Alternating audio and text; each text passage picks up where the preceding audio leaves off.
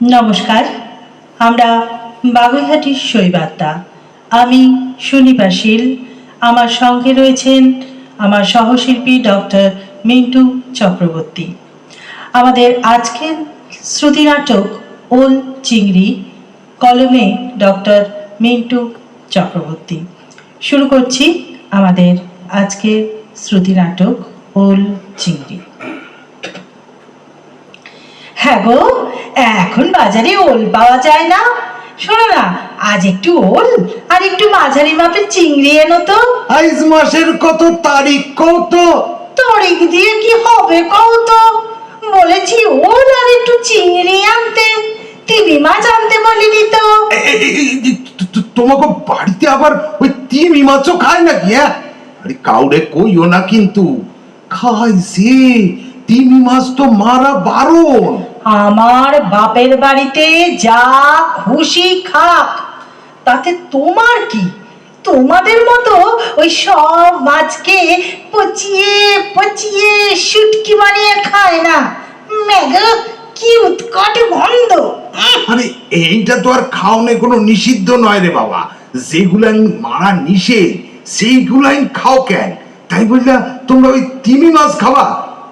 শোনো, যা কবা কও, আমি এখন বুঝছি তুমি এখন এইটারে লইয়া অনেকক্ষণ ধরে ঝগড়া করবা। আগে যাইয়া ওই বেসিনের কলটারে বন্ধ কইরাও। এইটা বেসিনের কল, নায়গ্রার জলপ্রপাত না যে খালি পড়তেই আছে আর পড়তেই আছে। এই শোনো, ওই সব সময় না বুড়ো শ্বশুরের মতো সব ব্যাপার নিয়ে খিটমিট করবে না। এটা হলো আবাসনের জল, আর আবাসনের পাম্পের মিটারের পয়সাটা না তোমাকে দিতে হয় না। তোমার অত খিটমিট করার কি আছে? সব সময় ওই খালি পায়ে পা দিয়ে ঝগড়া বাঁধাবার চেষ্টা। আরে কি বোকার মতো কথা কইতেছো? এখানে প্রশ্নটা কে মিটারের পয়সা দিব এইটা না, প্রশ্নটা হইল গিয়া ভূগর্ভস্থ জল নষ্ট হইতাছে। কি আমার পরিবেশ বিজ্ঞানী এলেন রে! উনি এখন মাটির নিচে জল নিয়ে ঝগড়া বাঁধাতে এলেন। আসলে ওই কথাই বলে না, লড়নে वाले को लड़ने का बहाना चाहिए। আসলে ওই যে সকাল সকাল একটু ওল আর একটু চিংড়ি আনতে বলেছি, তাই রাগের চোটে অন্য একটা ছুতো দিয়ে ঝগড়া বাঁধাতে চাইছে। থাক, কিচ্ছু আনতে হবে না তোমাকে, ঘরে যা আছে তাই রান্না করব। দয়া করে ঝগড়াটা আর বাঁধিও না। আরে কি আজে বাজে বকতে আছো? আরে তুমি দেখো না, রোজ কাগজে, টিভিতে, সোশ্যাল মিডিয়ায় কত লেখালেখি হইতেছে যে 2025 সালের মধ্যে ভারতের 25টা বড় বড় শহরে ভূগর্ভস্থ জল শেষ হইয়া যাইব। অলরেডি কিছু শহরে শেষ হইয়াও গেছে। অবশ্যই ওই সারাদিন সিরিয়াল দেখলে এইসব আর তুমি বুঝবা কি কইরা? সিরিয়ালে তো আর এইসব দেখায় না, সেখানে দেখায় কার কয়টা বউ আছে, কার কয়টা বর আছে, এইসব কেলোর কীর্তি। এই খুব সাবধান বলে দিচ্ছি, একদম আমাকে সিরিয়ালের খোঁটা দেবে না। নিজে যে সারাদিন মোবাইল নিয়ে বসে খবর দেখছো, কোন নেতা কটা হাঁচি দিয়েছে, কোন নেতা কটা পা না থাক থাক থাক, কটা ফিতে কেটেছে, কত টাকা মেরেছে, কার কোন বাচ্চা হয়েছে, সেই বেলা কি খবর ইনিয়ে বিনিয়ে সারাদিন বলে যাচ্ছে। কানের একেবারে পোকা বার করে দিলে। আরে ঘাট হইছে। তোমার লগে ওই ঝগড়ায় পাইরা ওটা আমার কম্য না। তুমি একেবারে গিয়া ঝগড়ায় ডক্টরেট করছো, আর আমি ধইলাম গিয়া নিতান্তই শিশু। যেটা কইতে আছি এটা একটু বোঝনের চেষ্টা করো। ভূগর্ভস্থ জল শেষ হইয়া গেলে এরপরে তো আর সকালবেলা ওয়াশরুমে যাইয়া তারপরে তো আর জল পাইবে না নে, তখন কি করবা সেইটা একবার ভাইবা দেখছো? তাই জলের অপচয়টা বন্ধ করো নিজের ভালোর জন্য। আমার একাকে জ্ঞান দিয়ে না কোনো লাভ নেই, বুঝেছো? তুমি এক কাজ করো, আবাসনের সব ঘরে ঘরে গিয়ে বেল বাজিয়ে বলে এসো যে আর কিছুদিন পরে ভূগর্ভস্থ জল শেষ হয়ে যাবে, তখন আপনারা কি করবেন? তাই এই টিস্যু পেপারের রোল দিয়ে গেলাম। এলেন আমার ভূবিজ্ঞানী। আরে বাবা, এইটা তো শুধু আমাকে আবাসনের ব্যাপার না, এইটা হইল গিয়া সমগ্র দেশের ব্যাপার। এটা আমরা আমরা আমাকে টাকা আছে বললা, ইলেকট্রিকের বিল দিতে পারুম বললা, জল নষ্ট করার কোনো অধিকার কিন্তু আমাকে নাই। একে তো চারিদিকে দেখো একটুও খালি জমি নাই যে বৃষ্টির জল মাটির নিচে যাইতে পারবে। এর উপরে নদী খাল বিল সব ভরাট কইরা একেবারে সব বহুতল উঠা গেছে। আরে মাটির নিচে জলটা যাইবো কোনান দিয়া? এই শোনো, এই আমাকে একাকে জ্ঞান দিয়ে কি হবে বলো তো? এক কাজ করো, দেশ শুদ্ধ লোককে আগে বোঝাও না। ওহো, ইংরেজিতে একটা কথা আছে জানো তো, এইটারে কয় চ্যারিটি বিগিনস এট হোম। আচ্ছা আচ্ছা, সরি সরি, তুমি তো আবার ইংলিশে মহাপণ্ডিত। আচ্ছা, মানেটা বাংলায় কইতাছি, মানেটা হইল গিয়া বদান্যতা স্বগৃহে শুরু হয়। থাক, আর ইংলিশ ফুটিয়ে কাজ নেই।